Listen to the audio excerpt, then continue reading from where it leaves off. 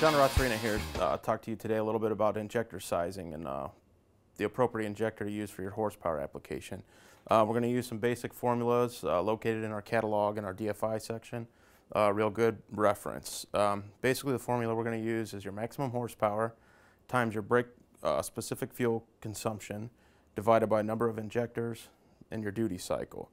So what you're going to do, here's a formula here, just like I said, max horsepower. Your brake specific fuel consumption number you can get from this chart here. You know, high compression, low compression, super turbocharged, gasoline and alcohol, both right in there. Just run through an example for you. We'll say our horsepower rating is 300.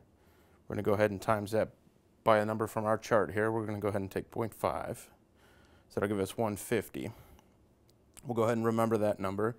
Now what we're going to do is take the number of injectors. We'll say this is an 8-cylinder. We're going to go ahead and times it by our duty cycle, which is a percentage of on time of your injector. Maximum we want to see is 0.8, which would be 80%. So we'll take 0.8. That gives us 6.4. So now what we're going to do is take our 150 that we got before, divide it by 6.4.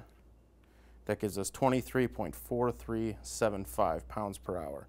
So we'll go ahead and round it up. So for 300 horsepower V8, you're going to want a 24-pound injector. Our catalog is a good reference, gives you all these numbers that you need to calculate it. Be realistic with your horsepower and you should be great. You might have noticed I'm using a fancy calculator here to calculate my fuel injector sizing.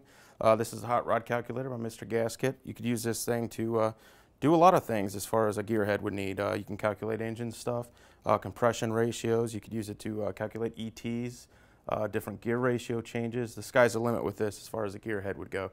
This is very helpful to have in your toolbox.